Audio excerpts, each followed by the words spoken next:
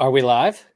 That we are. Oh man, how about that? We are live, and I'm pretty excited to hang out with some of my friends in the geekology universe and talk about the Mandalorian season 3. And so we're doing this through our just live through our social media. I think we're live on what, YouTube and Facebook Facebook and Twitter. and Twitter. Wow. So if you're on those avenues and you're tuning in live, we love to hear from you in the chat. So let us know where you're from. And if there's questions you have or thoughts and reflections about the Mandalorian season 3. So yeah, we have 3 of our kind of familiar faces when it comes to systematic geekology. There may be other surprises and guest appearances, like Lizzo and Jack Black. They may pop in and you'd be like, what? You'd be like, where did they come from? You're like, yeah, they're here. They're part of the universe. I don't Nobody know if leaked this. Doesn't No, make I- any sense. Doesn't make any sense. It's okay. But we met them at a cocktail party and they said, hey, can I come on your Star Wars show? And we said, sure. So Joshua may be the Jack Black and pop in. And we're like, what? He's here. That may happen. Others may pop in. We don't know. But all in all, we're glad that you're here.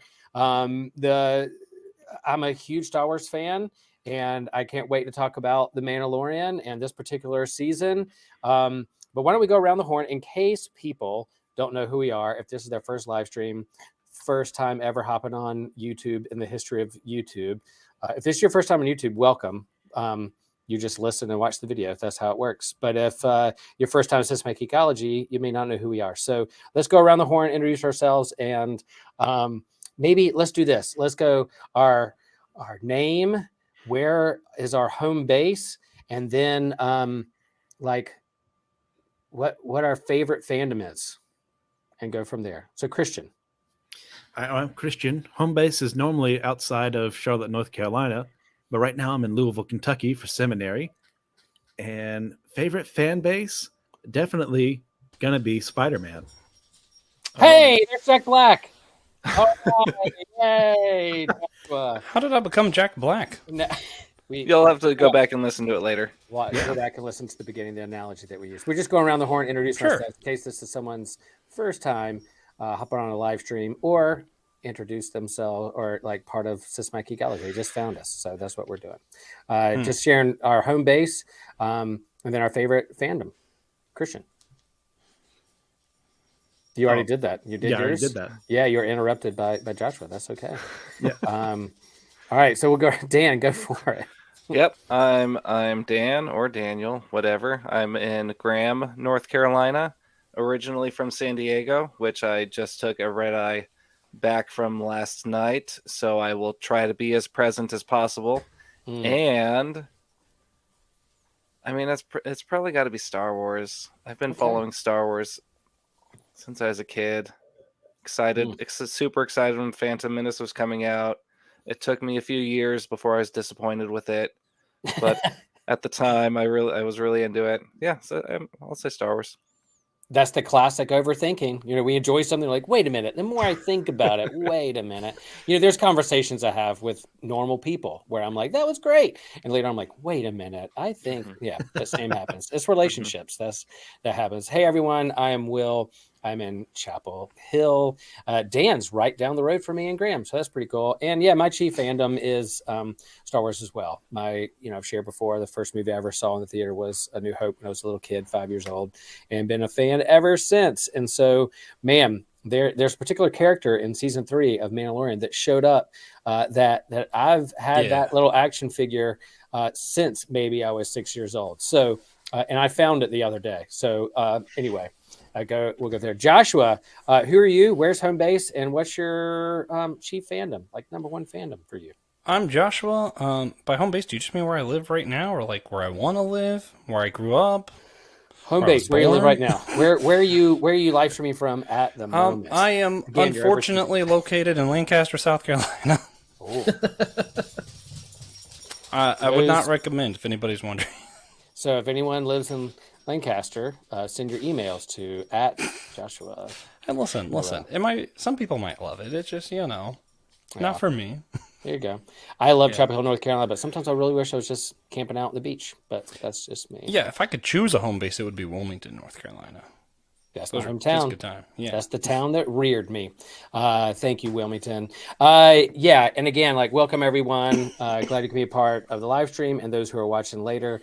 This particular topic, that why we are here, we are going to talk about Mandalorian season 3. So if you haven't watched it, spoilers. We're going to spoil the heck out of this thing, and hopefully we'll do that. So I'm gonna go out on a limb here and just say, like, the Mandalorian is probably the flagship property of Star Wars as owned by Disney. They probably didn't envision that to begin with. They thought that their trilogy of movies is going to be their flagship that's going to launch, but a lot of things happen. Streaming services, COVID, backlash from decisions made in the sequel trilogy, all those things have kind of, I think, pushed and narrowed this Mandalorian as their flagship kind of storytelling machine. Would you guys agree that that's kind of the flagship of their property of Star Wars right now? Yeah, most definitely. Yep. Yes. Oh, we're all in agreement. There you go. All right, thanks for watching, y'all. We'll see you later. So season 1 was like the big surprise hit. I think they really caught lightning in a bottle. And you had Jon Favreau, you have Dave Filoni, and then you had like Baby Yoda that just blew everybody's mind to ask what's going on with this show and where is this going to take us.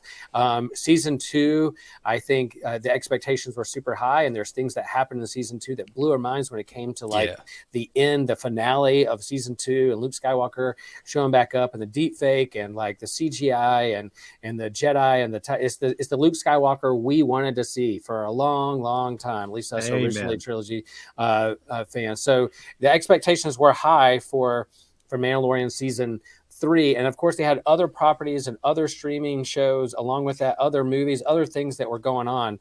But I think the expectations were pretty high when it comes to this particular season of Mando 3. Anybody else agree or think what led into and build up the hype for this particular season? Well, if I had to pick something, first off, everybody should go check out Dan. Has a YouTube page. He did a summary. It was fantastic. But honestly, all the way back at season 1, there was just this. You saw whenever they saw Moff Gideon, some clone stuff kind of going on, and he wanted Grogu for it, and it's kind of like, why? And that's been my thing ever since. Is like they left that unanswered question until kind of the end of the season we're talking about today, and that's kind of what really built some of my hype. That and the fact that Disney World, y'all know, one of my biggest things, just Disney in general, but Disney World started before this season. There was Mando, there was Grogu at Disney World, just walking around Galaxy's Edge, which kind of told us something's up. They know that this is the main thing. Yeah. They're pouring into it, and that was pretty cool. Yeah, I mean, it could have bit them in the butt. Like, I think the Baby Yoda Grogu thing, like, they didn't. I don't know if they really realized how popular that was going to be, and people were like, it just blew everybody's mind. And yeah, it was cute, but it could have really backfired. It's like it could have been the Porg of like the next Porg for Disney. It's like we wanted to make a plush toy, it didn't really work. Oh my gosh! But no, I think it's the storytelling, the acknowledging. What got them there, and it's not fan service as much, but there's original trilogy vibes to the Mandalorian that really kind of resonated with old and new fans alike. And then Grogu was that kind of glue that held that all together, and really like, man, okay, what is this kid, this baby? Is it Yoda? Is it not? What is it, an offspring? All this speculation, but in terms of what is Baby Yoda's, eventually we learned to be Grogu story. And so that, along with the Mandalorians, along with kind of tapping into just after Return of the Jedi and the rebuild or building up of the New Republic and what that looks like, and the remaining stuff out there. So yeah, why do they need this baby? What's the bounty on this Baby Yoda creature, and then what do they want with the clones? And it was answered in this season, and we'll get to later whether that was satisfying or not? And Joshua, I forgot. I think I skipped over your main fandom. Did you share? Maybe it's probably Disney. Yeah, I was really glad you skipped. I have no idea what my main fandom is. I Well, was you just going to say mentioned Disney because that includes like animation and Kingdom Hearts and Marvel and Star Wars. So it's like, yeah, That works. Disney. That works. That definitely works. Also, I just want to point out though, as much as Grogu might have been the glue for a little bit, I think The Last of Us has proven really what everybody wants is just Pedro Pascal helping orphan children. That's all we really want. Yeah, I think all streaming services are going to just have a show with him. Now, let me ask you I a can't wait question. for HBO's version. All right, so there's a little speculation, just a little side thing. So he never took his helmet off. That's his creed. That's his belief. But do you think the real reason behind that is he never once stepped foot on set of this show because he was filming The Last of Us, and so he just did voiceover work the entire season? What do you guys think? No, he was definitely there for some of it, but like it's real hard to tell the difference between him and the stunt actors who portray Din Djarin, but he was there. There's no need for him to be there. Like, who cares? Yeah, my understanding is Clint Eastwood's son is one of the stand-ins for his character, and that kind of gives it that Western vibe when he walks around. It's kind of interesting. That's Yeah. And then that finale when he had he was two gunning it with pistols. I was like, there you go. Cool. Well, let's jump into the thing. Yeah, I think, season 2 ended in a way that blew my mind. It was my favorite Star Wars moment almost in all of Star Wars is at the end of season 2. And then I was ready to see what would happen in season 3, but then we had the Book of Boba Fett. And so they kind of shoehorned in Mandalorian season 2.5 into the Book of Boba Fett that then brought Grogu back so that those who show up in season 3, if you didn't watch Book of Boba Fett, you were like, how do they get back together again? And they did some recappy stuff there in that first episode, but then you had to go back and say, hey, go back and watch Book of Boba Fett. What do you guys think? Do you think that is like something that should have been left for this season, or is fine in Book of Boba Fett? Or did it hinder this particular season? Did it build? I can understand what they want to do and we heard at this latest kind of Disney Star Wars celebration that the different movies they have announced they're going to launch and these TV shows that is really kind of a connective tissue. It's all one canon. It's all one story that they're telling, and they want to do a bigger kind of Mandalorian verse movie with Ahsoka and everybody else. So it makes sense that it all fits together if that's what they want to do. But did it take away from or help this particular season? Yeah, Christian. I have a lot of issues with the Book of Boba Fett. With his presentation and execution on some ideas that could have really worked. And this is one of them. I don't think it's fair for people who only would have wanted to watch Mandalorian to have all this major stuff happen off screen to them and have it happen in the show there. Like, I wanted those things to happen in certain ways, but I would have liked to have had it happen in The Mandalorian and have him, he could still appear in Book of Boba Fett and help him with what's going on there and have better writers for what happens there. But yeah, that's where I'm at. I mean, not only that, the Book of Boba Fett was not that great, but The Mandalorian kind of took over the show. Like, The Mandalorian was the thing that made it decent in the end. And I kind of felt like, just let Boba Fett have his show. Let it stand on its own 2 feet. So my problem with that, though, is that it can't stand on its own 2 feet. It wasn't good enough to, except for, was it episode 2 or 3? There's a train heist episode. That's the only episode that I enjoyed.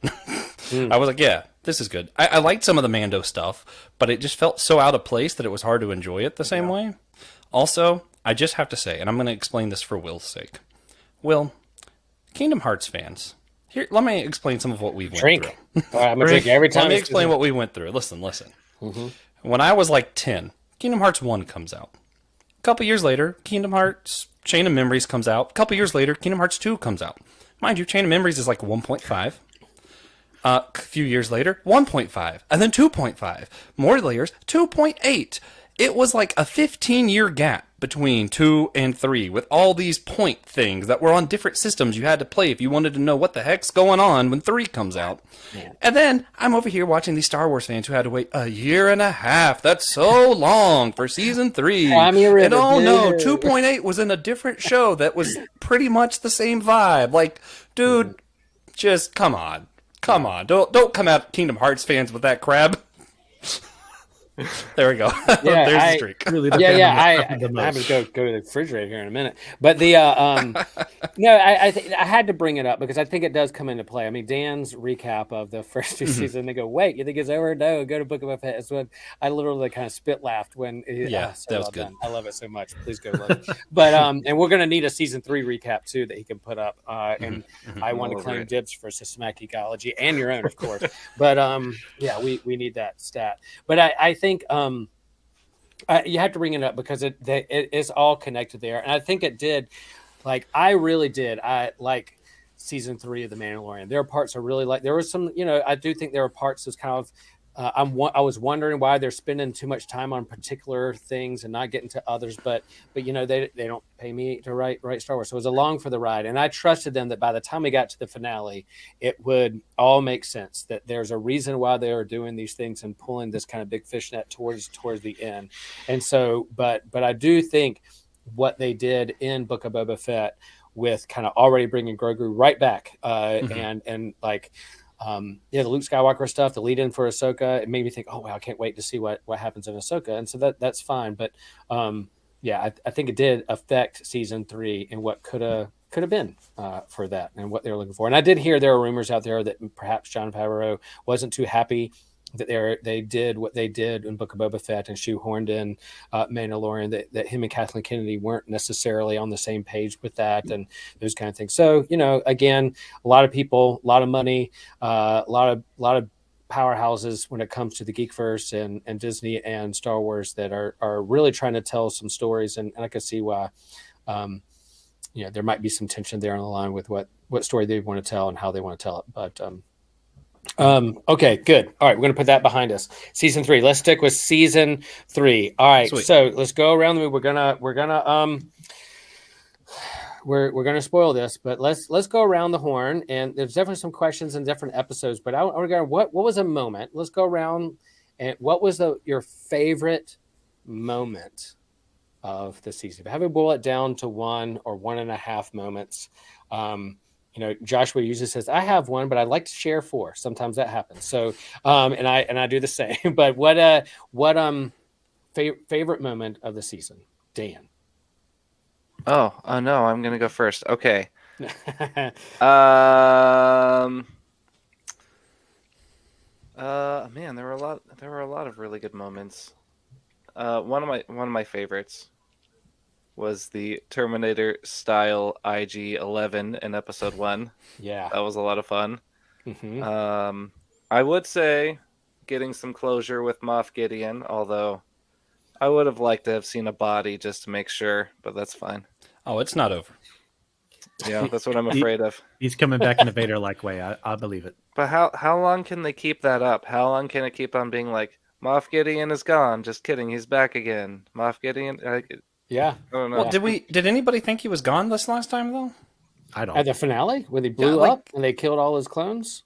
But you saw him leave with the saber, and then I don't know, man. Never seemed like. Oh, at the end of the other one. End of season 3. Yeah. Yeah. Oh yeah. See, before this, I just didn't think there was ever a moment that we really thought he was gone. Right. I don't mind one fake out, even if it is obvious. Yeah. Well, I mean, again, going behind the scenes and how the sausage is made, that dude is a primo A-lister actor and probably costs a lot of money. So how many episodes can be and how much can you pay him? It costs a lot of money to do this. I think his story was told and I think he's done. They could always bring him back in like the Mandalorian movie years down the road. One of his clones not that far survived. Down the road. Yeah, 5 years, 3 years, 10 years. I don't know when they're going to do it. But then, there's there's only so much. I think his story was told, and Darth Beskar, as I like to call him, Darth Beskar. He, I think his story's been told. And he's done. I think he's done. They could bring a clone back and do that. They can bring anybody back in Star Wars because of clones. We've seen that happen, just like they do in comics. But I think his story's been told. But those are good moments there. Dan, Joshua, favorite moment. First, I'm going to respond to your thing. Because here's what I think's happening with Moff Gideon at the end of season 3. Fair. I think they way too intentionally, in my mind, it felt very obvious that they were like, look, this is our Darth Vader. Yeah. And the fiery thing just makes it hard for me to believe they're not going to pull Anakin Skywalker. Oh, now he's basically has to rely on the machine to breathe. Kind of like, I feel like they're going to just lean too far into that parallel. Yeah. And that's just what I see happening, which isn't necessarily a bad thing. Maybe they'll do it better. No, I Who don't know. knows? It seems like a bad thing to me, but go ahead. Yeah, you know. Please continue. Star Wars likes to repeat itself a lot. It does. Which I think it is does. part of the Right. point, is that war and good and evil, the whole battle repeats itself a lot.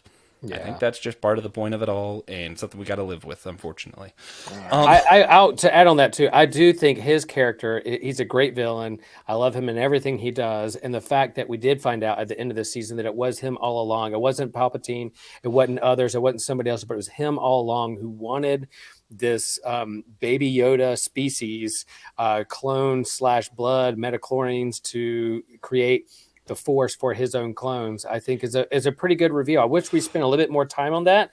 The last episode was a little short for me. I wish we had an extra 15 minutes, but that's just me being a greedy Star Wars fan that are like, oh, I could have been 2 hours and been fine. But I think I do like it's like all along, like, okay, great. I'm glad it wasn't Palpatine. I'm glad it wasn't like some other dark Sith we've never heard of, but it was this particular guy who was after Yoda all along, or Grogu all along. You know, my new dream plot, Okay. my ideal situation is now that movie they're making 15 years after the sequel trilogy with Rey. That's where Moff Gideon shows back up. Oh, and I'll it's take just that. to show that he was behind all of that other craziness and actually make it all make sense and cool again. I'm just hoping Palpatine shows up in that God, movie. that's the one thing I don't want to. I don't. If I had to pick a favorite, like, it's so hard to pick a favorite moment from this season for me because all my favorite things weren't delivered on at all. So, like, the pirate stuff, I liked when the pirates first showed up because, hey, that might mean Hondo. It didn't, but it might have meant. And then I really liked the whales, the space whales in season 1 when they saw them in hyperspace. There's a lot of lore in Star Wars about that kind of stuff and how maybe that's why we got, hyperspace in the first place. And they also didn't deliver on that. So that was a little Your favorite disappointing. moments were maybe like 3 seconds of particular things. Yeah, I just really liked that first episode and then that other episode the pirates came back. Okay. Those were great. All right. And my favorite episode, though, probably wasn't either of those. If I had to pick a favorite episode, it's going to be the one with Jack Black. And they're kind of doing with some of the politics and what's going on with the droids and all that. I thought that was a fun, standalone, just Yes. cool little adventure. Absolutely, Joshua Yeah. would pick that one. I love it. was I fun. love that. Yeah, it's straight. It's right in character. It's great. Yeah, I thought the pirates were a little one-dimensional for me, but I understand why they were needed to tell this Hondo. particular story to lead to Hondo. And what was that one pirate that got away? Vice, was that his name? Vane. Something like that. It Rain wasn't or- Hondo.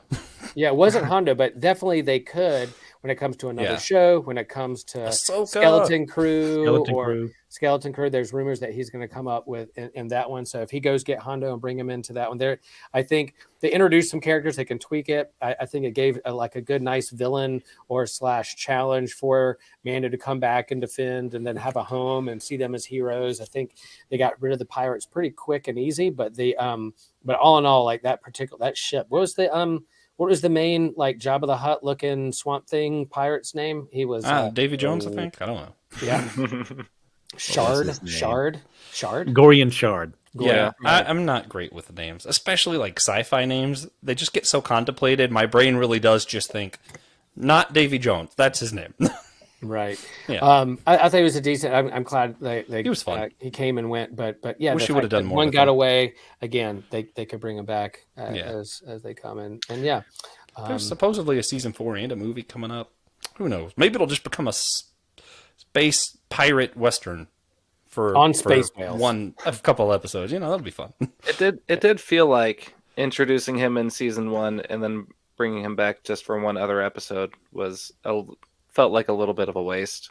However, that episode with the ship attacking Navarro was maybe my favorite episode of the season. Nice. Yeah, that's a lot very of true. fun. That was a good one. Yep. Okay, Christian. Christian. Well, I'm glad you brought that up, Dan, because that's my favorite moment from the show was the liberation of Navarro. Showing the ship battle scenes we got were spectacular. The on-the-ground assault by the Mandalorians was amazing. The way they worked as a unit, taking out the pirates systematically one by one, was and getting the armor involved in the fight as well. Love seeing her in action. That, yeah, it might be my favorite episode as well in this season. Yeah, even though I was cheering for the Pirates. I do have to say though, I thought of a favorite moment now. That was because the other ones just they weren't delivered on. They could have been my favorite if other things happened, but they didn't. I'm gonna go the very end. The very end, man. Mando saying, "Okay, I'm just gonna adopt this kid then." What now? I was like, yes. Like honestly, I got a little emotional. I didn't cry. Okay, Yeah, it came close, but I got him a little emotional. I was like, that was good. Even though it was kind of predictable and cheesy, I loved it. Okay, I'm sorry. I just have to jump in because Josh recalled for me one of my favorite moments was Bo-Katan and Moff Gideon. I know we don't have like all the time in the world right now, as much as we would like to take it, but her fighting Moff Gideon and then him saying how weak Mandalorians are. She says Mandalorians are stronger together, and then Din Djarin shows up and Grogu, and they doesn't stand a chance. It's over, dude. Man, how about Grogu in that last episode? Man, yeah, I wanted to see some Force he's stuff. like a real character. He did it. Yes, yeah. he did it. Yeah. Grogu's progression of the season was great. I know we did we talked to Brian before this, and we said like the things that we wanted to see in this season was Grogu progress and them to actually do something with that clone thing that they talked about. So that was kind of cool. That happened. And there were some lines that, you know, again, they build upon. Whereas the memes or like lines you can quote. Like if Star Wars is Star Wars, there's going to be lines that you quote that's going to stick in the zeitgeist of pop culture. And so one of them being like, one does not speak unless one knows, you know, kind of thing. There was the whole like, your song isn't written yet, but I'm going to be a part of it. Like that kind of thing, building upon the creed. And then I think at the end, 100% Dan, like the whole, like, you know, you guys are only as good as your trinkets kind of thing, and crushes the dark saber. Like, no, man, that was a cool weapon. I hate that it's diamond. He's like, we don't need our trinkets. We don't need our jetpacks. We don't need our Beskar. We don't need our flying whistle bird missile things out of our wrists and the dark saber. It's we're stronger together, and it's our pulling together. And so I think we'll talk more about the religious aspects of this, but I think that, like, boiling down, like all their sacred cows, all their idols, all those things, they didn't need those things. It was them pulling together as a team at the end. And I'm so glad there wasn't like some double cross or betrayal, or you know the armor pulls the helmet off and it's like an evil Mace Windu who wants to kill everybody. You know, I was like, oh, I'm so glad that didn't happen. But you know, all along they were really trying to pull together with these different traditions and denominations within the religion of the Mandalorians, and they pulled together and defeated their enemy. And that to me, by the end, I kept looking for the double cross. I kept looking for the twist. I kept looking for all those things. It didn't come, and I was very relieved. I wasn't disappointed that those things happened. I was relieved because they actually pulled together, and they were who they say they were from the beginning. Yeah, Joshua. I just want to know. I don't remember if they say this in the show or not, so someone might have to tell me. Do they explain how the Darth Saber came to you and what it is in this, really? Not in the Mandalorian. Other than just the Mando captains having... Okay, so for those who don't know and haven't seen like Rebels and stuff, the only Jedi Mandalorian created this. And that's why it has the significance that it does. So now I'm sitting here wondering, is Grogu about to remake it? Mm-hmm. What do y'all think? You think Grogu could potentially be the next Jedi Mandalorian? I definitely think that's potential, and that's something I wouldn't mind seeing when eventually get to Rey's movie, like a part of the new Jedi Order. Maybe he comes out of hiding, he comes where he is, and he does bridge the two, and he can kind of talk to because there's definitely similarities between his training with the Jedi and the training montage when it comes to the Mandalorians, and then him being if Bo-Katan was the one who bridged between these two tribes and said, I'm going to bring them together and unify them together under her. I think Grogu, the religious spirituality training of Jedi and Mandalorian, the potential is there. That'd be pretty cool. I think it'd be great. And I don't know the history of time of the Darksaber, whether it has a kyber crystal or not, or what makes it dark, what makes one red, what makes one, I think the kyber crystals itself has its own property. And I guess the Sith, something happens to the kyber crystal and make it red. Like they do something. Don't they drain it of its color or something? Isn't that what the They do Sith do? something. Bleed it of the color? Depending on the continuity, there's like 50 different reasons Yeah. for why it could be. But the dark saber does have a history, and there was a Jedi, and it was kind of cool when they were walking in the mines of Mandalore when Bo Katan was like talking to Yoda, was like, yeah, or Grogu, like, yeah, hey, we yeah, I knew some Jedi. There's some history there. I've seen them at work. Yeah, and that was kind of cool, telling a little bit of that history, and well done.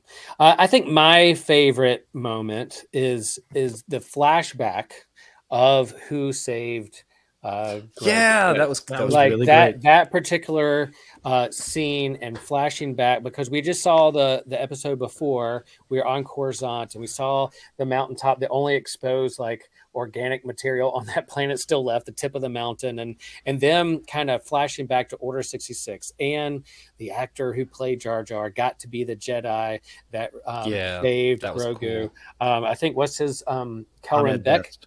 The actor Ahmed Best, but the Jedi is a particular Jedi in canon, Kelleran Beck.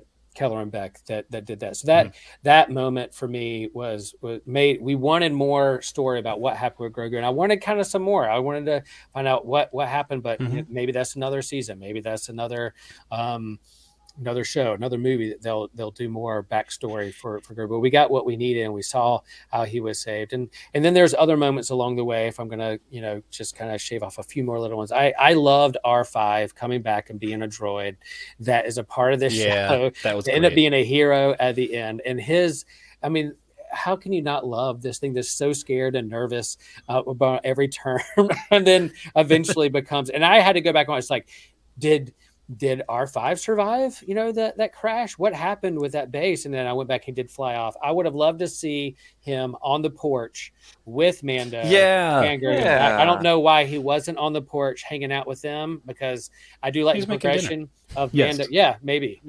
Yeah. Mando was, eventually brought himself to like droids, to like the IG-11, IG-12, to saying to R5, thanks, buddy. Good job, buddy. Like calling them buddy was really, really moment. And then we have to say, like, all right, man, Grogu inside a mech suit going, no, yes. I mean, that particular thing was absolutely brilliant. TJ, That look at you. Yeah. Did TJ call that? Or did he like it? I don't think he's seen it yet. I don't know. Gotcha. That does remind me though of so we have a couple questions that people commented when we first announced this event. Okay, yeah, let's do it. So one was, is Grogu the real title character of the show? I think there's potential for that to be true. I'm thinking I don't know, but I'm thinking the other one that I thought was a little more interesting for me: should Grogu be fitted with a neural implant to be able to control all of IG-12's functions with his mind, including full range of motion and speech? Yes. Sure. Yeah. I just think that sounds funny enough. I didn't care for the IG-11 suit for Grogu until he started pushing the yes and no buttons, and then I'm like, all right, well, this is fun. Yeah. But I think it should be like really intelligent speech, because I just think that would be extra funny. Grogu just jumps in the machine. He's like, "Hello, this is a fine evening." Where like really proper for no reason. and then he can repeat the creed and become a real Mandalorian. That's right. That's true. Yeah. as an android thing. Yeah, I thought that was interesting. That's part of why I really like the Jack Black episode. It kind of gets like Mando's story with droids, that character progression specifically. It was kind of like this weird like mix of how do we feel about science and AIs combined with maybe racism. Like he kind of seems like he was a little prejudiced against droids. Like, is that a thing? Speciesism? That's not even a species. I don't even know. There's definitely plenty of people in the Star Wars universe who despise droids. So yeah, that's true. It's droidist or whatever you want to call it. Yeah. There's a few Futurama episodes like that too that kind of use the droid thing as a different avenue to think about racism. Yeah. And it goes back to the original movie. Like, we don't serve their kind here. Pointing the droids to get out of the cantina. It goes all the way back to that. And then even Han being kind of like rolling his eyes at the droids. Like, there's this kind of thing. They're just there to serve. But as we know, R2-D2 is the real hero between all 9 movies in a sin that they put on our tarp in the Force Awakens. But R5, the one who if R5 hadn't broke down, then we'd never gotten R2, and Luke would have never gotten the hologram. So like R5 has been around a long time. He's the real hero of the entire Star Wars universe, and I would have loved to see. Yeah, Josh, just one second. When Mando and Bo-Katan came in that droid bar, I really wanted them to say, "Wait, we don't serve your kind here," but they didn't because droids are better. That would have been funny. But that's all right. Yeah, Josh, what did you? Yeah, no. So the R2D2 thing, I just had to let you know, Will. My only real complaint with The Last Jedi is that they ruined how I trolled people about R2D2. So I don't know if you know this, but every movie until that one, whenever they say, "May the Force be with you," R2D2 goes with them. So my thing was R2D2 is the Force. In Force Awakens, what woke up? R2D2. He was the only thing that woke up that movie. And then in Rogue One, when they say, "May the Force be with you" to everyone, that's when they do the real quick cameo of R2D2 and C-3PO. Yeah. That was the one that really sold it for me, where I was like, "See, guys, I've been telling you." All along. That's the only time he's even in the movie, so that they can say, "May the Force be with you." You've been storing the Force in a droid this whole time? No, he is the Force. He is in everything. R2D2 is in us all. His lid comes off. His lid comes off, and then Grogu pops out, and he's like, "It's been me the whole time." Perfect. That's perfection. That's why. Let's also remember this Joshua's only complaint against The Last Jedi. His only complaint. No, that's the second best Star Wars movie. Yeah, Christian and I are gonna. That's for a whole another episode. Christian and I versus Joshua and Dan has me and TJ. TJ's on I my side. I like The Last Jedi. Dan has Dan's on my side too. This will be good. It's not going to be much of a versus. It's going to be a slaughter. There's rationality, and then there's The Last Jedi. Whoa! I will simply win this. That's for another time. See, but I will win. We all agreed about one thing. I think we asked a question earlier on this feed, and we all said yes. We all agreed, and then we talked about Last Jedi, and then now we're getting ready to fight each other. So we're going to model for all our Systematic Ecology fans how we agree and disagree in a healthy way, and then there'll be another episode and a YouTube show of us arguing about Last Jedi. All right. So, any other questions from the fans, Joshua? So I have one other one, but I'm gonna save it till later. Okay. One other that we're gonna save. Is Grogu? I will say the first question is Grogu like the title character, main character of the show? Should it be the whole show be named after? I do think there were some complaints among fans that I thought this was a show about the Mandalorian, not the Mandalorians and Bo-Katan and all that. But I think eventually his story is connected with the Mandalorians, not the and that whole story arc of how they come together and coming back to their planet and becoming one. I think was the whole point of this season. And people, as a Lutheran pastor who is dripping in sacramental theology and baptismal theology, that it began with a baptismal sacrament happening in the first episode, and then what does that look like, and then him going and being re-immersed and cleansed within the waters of the living waters of Mandalore. And then I'm just so glad that they really did show in a healthy way how there can have factions and disagreements and between different ways of interpreting of how to be a Mandalorian, and then at the end them coming together. I really was happy that there wasn't a double cross, or they showed that all priests are evil and the Mandalorian is just another corrupt religious leader on screen, ready for power, hungry for power, whatever. That there's some authenticity there of learning and growing and being able to be flexible with your own beliefs. And so how did you guys think that was played out? And of course the religious imagery there was just way on the nose, but I thought done super, super well. I'm going to backtrack real quick before somebody else answers this. Okay. Because we were talking about the Mandalorians, and it should be called. Why is it called the Mandalorian? Could you imagine if it was called the Mandalorians? How mad people would have been the first 2 seasons? Mm-hmm. That's all. Okay. There you go. Yeah.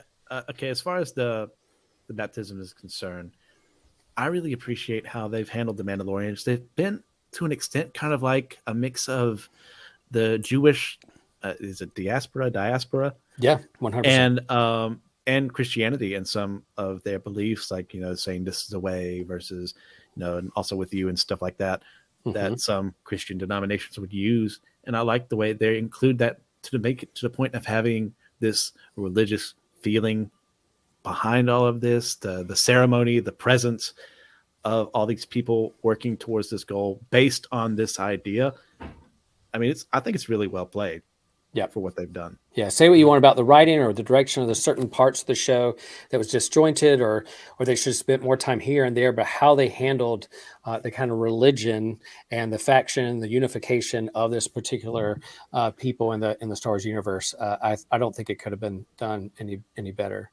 Dan, you have any thoughts? Yeah, go. No, I love the way that the armorer tells Bo-Katan to take her helmet off, and it's like recognizing you're part of a different tradition, and we have kind of accepted you into our tradition, but also I'm giving you permission to live out your, if I could say, faith in a way that is real to you in order to maintain unity amongst our different tribes.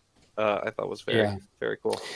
And I think right when she was brought in, before she took her helmet off, they brought her into like the armor cave and that kind of thing, and they're like, "Oh, weren't you bathed in the waters too? So you're part of this too. You're part of it." And she was like, "But I don't walk the way," and she goes, "Oh, but you were. There's this other way that you did." Something happened to where you now can be a part of this tribe. And as you said, I do not walk the way. It was then after that, the next episode, I think it was when they chased down the dragon bird to go get Pav Vizsla's adopted son out of it. He was skeptical. There were people. She had her skeptics, and people looked at her with like a side eye, like, I don't know if I trust her. But it was her embedded in the community, showing her authenticity, eating with them, battling with them, struggling against pirates and dragons and Moff Gideon. That it was then that brought them together, and it's through that struggle and living in community together that built an authentic relationship and community among themselves, so that when you get to the end, they can be unified. And if you looked at that big crowd, some had their helmets on, some had their helmets off, but yet they're still standing by one living water together as one people. So I think the season, as it built upon this kind of the built-in struggle and do you trust me, do you not trust me, and wrestling with those things, I thought has a lot to say with how we build community in our own congregations, in our own communities and schools and neighborhoods. Yeah, I just wish that I couldn't really be a part of either of those tribes because they both had women leading, and that's just not part of. I can't. Also, okay. There was no full immersion. What the heck, man? Oh, hey, pick on the Baptist. No. I think Din was about as full immersed as you can. To fact, like that's it was true. like that's true. Like He's 30 real leagues. Baptist. Yeah, he went way deep. So on the way up, they saw a whole monster there. So that's another thing I wish they would have delivered more on. Yes. But future season. So as the Church Unity guy, I hate being that guy. I hate starting phrases with stuff like that. But, I do the Church Unity podcast. I spent a long time thinking about it, talking to random people about it. I'm like, hey, how can you do Unity? I've even had people say it's just straight up impossible, and me being like, man, that God of yours still seems pretty weak. But Unity's hard. Unity's not an easy thing to do, and it doesn't happen that simply. Like, I'm looking at this going, yeah, that's just not realistic. That is just, it wouldn't happen that easy. It wouldn't have gone down that quick. And that's why I'm really sympathetic to the arguments of the armor actually working for the Imperials, because, she leaves, all of a sudden Imperials are there. And I'm just like, yeah, you know what? That makes more sense. It makes more sense why she's not actually committed to her religion, and that's why, we'll do Unity because I need all the Mandos to be together because I'm really an Imperial. I'm like, yeah, that makes a lot more sense than Unity being that easy, because it's not. So do you think she is an Imperial? I think so. I'm going to buy into this particular fan theory. Oh, it's still there. I'm glad that fan theory came up, and then they didn't do that this season. So maybe later on down the road. But I think it'd be cool. Like, if they do it, I want it to be like a whole arc. Like, that should just be the arc of season 4, not like some random thing that gets pigeonholed in there. Right, see, that would require more episodes to actually flesh out these things. That's why so, Christian, was it too short? Was it too short a season for you? I think we're about 2 episodes too short. Okay. 10, I think, would have been enough time to flesh everything out. I think I can see that. that's All right. One of my critiques of this season. Yeah, we can move into critiques time now. Can we? Sure. Okay, great. Sure. Season 1 had a clear. There were stakes. It was about keeping Grogu safe. Season 2, clear objective. They're trying to get him to the Jedi. Season 3, for a long time, it was unclear where they were going. Almost five or six episodes into it before there was any sort of connection to all the random episodes. If anything, they could have cut some of the earlier episodes and fleshed out other things more than what we ended up with. Because it felt like the first half moved very slowly, and then they wrapped everything up in a couple episodes that felt pretty rushed. So I have to go next now. So my critique is the opposite of that. The first few episodes were pretty cool. They had some fun one-offs, and I was like, "Yeah, this is good. This is fun." And then all of a sudden, when they started doing the actual plot for this one and bringing it together, I was like, "I don't care anymore." This stuff, it is a plot. It is going somewhere, but I don't care about where it's going. Naturally, I do have to throw out there, which is why I'm not going to do too many critiques. I'm incredibly biased. When you show me pirates, that's all I want to see. The whole rest of the season, I just want the pirates. So, I'm biased.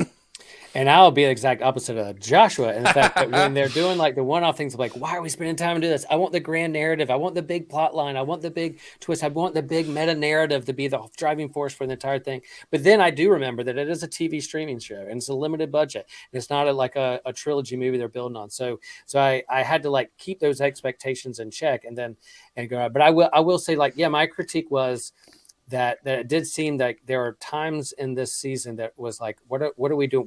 There wasn't a clear focus, and they were spending time on other adventures and not on the big thing. But then eventually to the end, they wrapped up in I think a nice way. But I'm with you, Dan, when it comes to that. I wish, and Chris, I wish there were 2 more episodes. I wish those 2 episodes were the one that they put in Book of Boba Fett and fleshed out more of this kind of the similarities and the differences between Jedi religion and training and Mandalorian religion and training. And then, man, part of season 3, if that would have been it, and kind of going back and forth, and eventually towards the end, Grogu had to decide what did he want to be a part of and kind of flesh that out a little bit more. That would have been, and then you had this whole unification of the Mandalorians and the planet. That's what I wish the season would have been more of. But all in all, I went into the season going, I want to have fun. And I did. I want to see some Star Wars things and stuff that links the prequel. I mean, this show links the prequels. It linked the original trilogy and the sequel trilogy too, when it comes to cloning and the birth of the First Order and all that kind of happening leading to Thrawn. This particular season linked all 9 movies, and then and drew out things that we love from those movies, and then hopefully kind of build into what they want to take Star Wars in the next generation or whatever. But I thought that's what they're trying to do. I wish they would spend a little bit more time on some of those things, a few more episodes. That's my critique. Yeah, my main one would be there wasn't enough time spent on what needed to be spent on. And I'm not against the one-offs we had this season. I like them because they build the world better.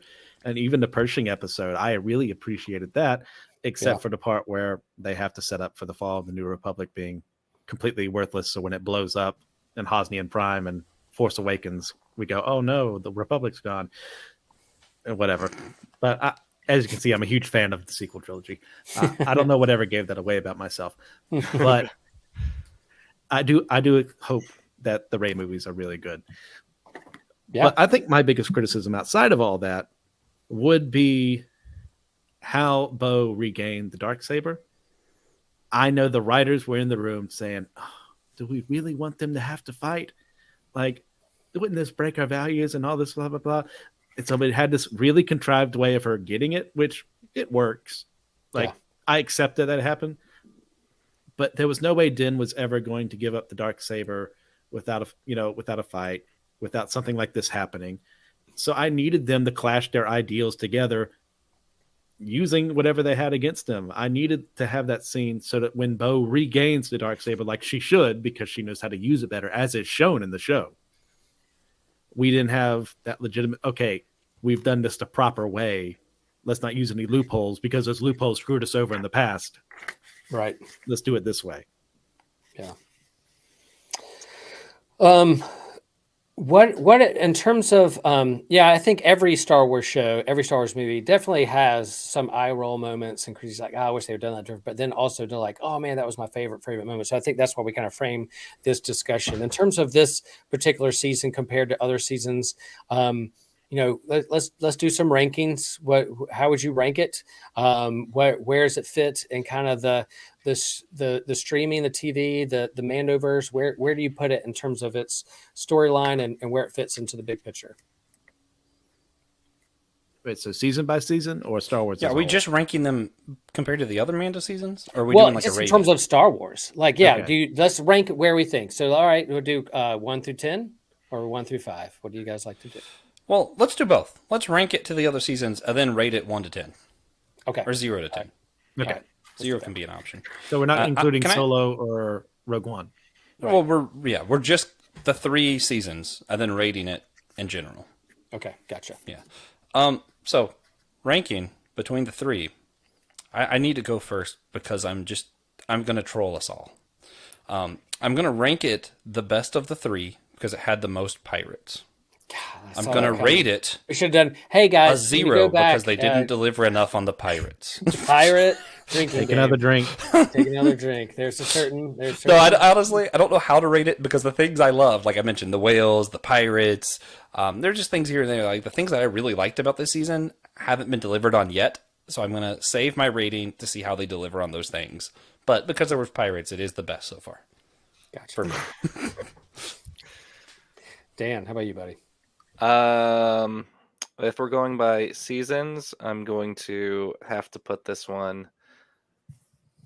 The first 2 seasons, and there were a lot of filler episodes in the first 2 seasons, but without having a clear direction, it felt like they like slammed on the brakes this season and took their time getting to the point, and it didn't quite do it for me as much as the first 2. But I will say, I think when I watched the season finale of this season, it felt the most Star Warsy finale. Very climactic, a lot going on, and I enjoyed it a lot. But I would put it, I mean, it'd probably be season 2, season 1, and then this one if I was going to rank it best or least favorite. Still enjoyed it. Yeah. Christian.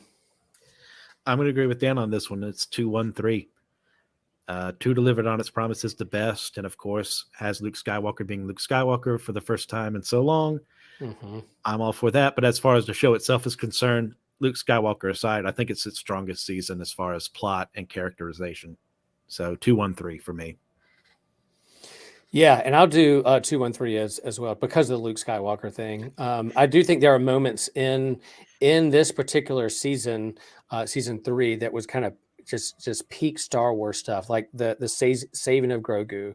The finale episode felt very Star Warsy, and then I will share. Was it episode? Oh man, which episode was it when they have the Doctor and it felt like 3. Andor? 3. Mm-hmm. So in the Convert, like they opened up with them being chased by TIE interceptors and this kind of space battle. There's like 10 minutes of like this space chase and battles through the thing. It was so cool. And I was on my way back from Germany on the plane watching it on my phone, and our plane had turbulence, and whenever like a TIE fighter shot and it shook the ship on the screen, the airplane was just, otherwise I'd been scared, like, oh my gosh, we're going to crash in the ocean. But I was like, this is the coolest thing. It's like a 4D experience of watching this thing. So there are moments when I watched this season that was just as good as any other seasons, but in terms of like how the season like progressed and produced and the whole product, I'll go 2-1-3.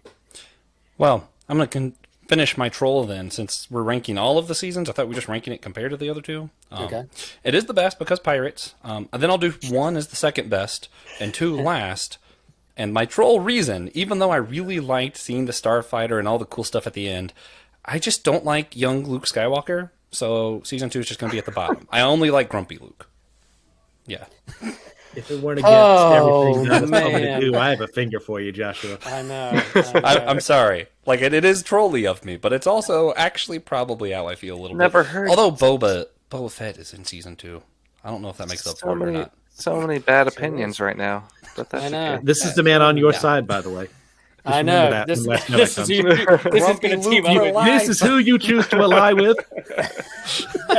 Well, there's a chance that Joshua could be coming and visiting my hometown this weekend, and I was gonna buy him a beer and lunch, but after that comment, I love Luke Skywalker. He might be my... all right, there you go. Nobody likes Oh, to you suck love up. you love Luke. That's it. He I'm might not be my going favorite, to Chapel yeah. Hill anymore.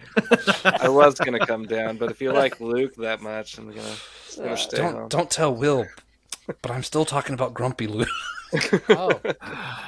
Hey, there's parts of Grumpy Luke I like too. It's still Mark Hamill. There was one time when Mark Hamill liked one of my tweets, and I felt like I arrived in life. So, boom, it happened. But yeah, I think all in all, fun season. Anything else, you guys? We have about 5 more minutes on this live stream. Some things, loose ends, things out there we wanted to share. Questions we want to lift up. Again, like if you're watching this, hit us up on the social medias. What did we miss? What did you like? What did you not like? Join our Discord. We're going to have a May the 4th event on Discord that you can chime in and we can talk more about Mandalorian season 3. But yeah, okay, the last few minutes, some loose ends. Joshua can't wait to talk more about how much he hates Luke Skywalker. No, I wanted to talk about what we might be looking forward to next out of this.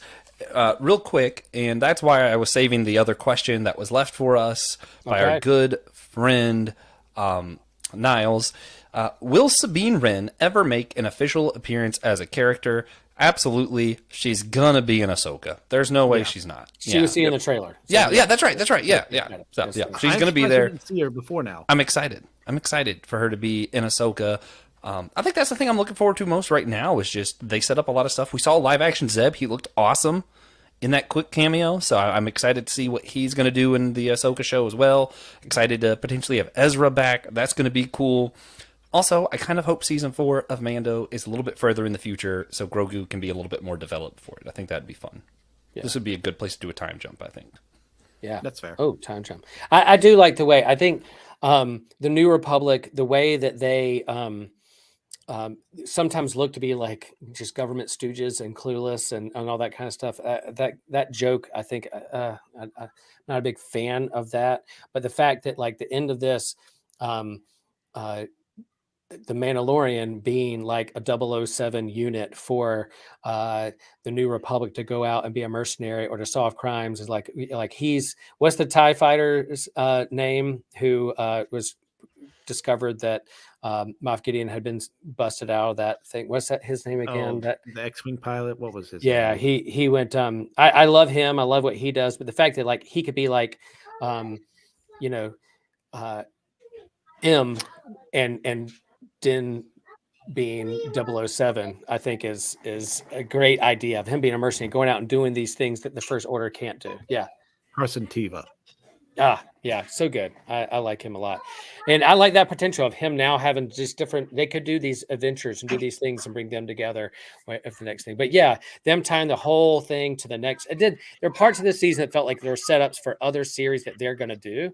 And so that annoyed me a little bit. But the fact that they are doing these things, there's more stories to be told in that universe and that timeline is a lot of fun. So. Yeah, I'm excited to see what happens, although I'm a little bit disappointed that whatever happens will lead to the rise of the new resistance. Mm-hmm. Like, now that we have the sequel trilogy, can there be a happy ending to this show? Right. Unfortunately. Well, I think if, you have... you had the Mando and you have Din Grogu doing their thing, and they go off screen. They could show back up in a Rey movie, in a New Jedi Order. I think they definitely want to do that. And it seemed like they cooked those baby dragons for them to all to eat one time, but maybe they saved one and Grogu could ride the back of one, like House of Dragon style, wearing a Mando helmet, wielding a new lightsaber. I would love to see that at some point. Yeah. I just got to say, I despised Revenge of the Sith. That is probably my least favorite of all Star Wars things, just ever. But they made it slightly better with Clone Wars. Dave Yeah. Filoni really did build the character up enough where it made at least some sense. It still doesn't really make sense, but it made some sense. I have faith he could do it again. He could make Rise of Skywalker not awful. I mean, it's still probably going to be bad. I think but it's maybe already not awful. happening. I think it's already Yeah. happening. I think the connective tissue and what they're doing to build out these stories Yeah, is I'm stuff okay that with felt it. like they're kind of is already happening. And I like that about Star Wars. It's like if there's not a plot hole, but like a plot thread you can pull on from one line or whatever. You don't understand something, just be patient. 5 years later, there might be a whole series about that particular line you didn't quite understand. There might be many Bothans that died. Yeah. As a result of this. The story of the Bothans, they could do that, but. If Josh is right and Grogu is actually the Mandalorian, we could have hundreds of seasons of the Mandalorian. I mean, Yeah. he could grow to be 700 or 800 years old. It could just be Let's do longer than Doctor Who or Grey's Anatomy. All right, guys, start the hashtag Grogu forever. I think we're done with this. I think that's all the things you said that were wrong, Joshua. You just made it up with that hashtag. People are gonna love you. Oh man. Hey y'all, thanks for tuning in. Of course, there's more to be said, and there's a lot of good geek podcasts and Star Wars podcasts out there that have been talking about this as well. We're glad that we're a part of the conversation.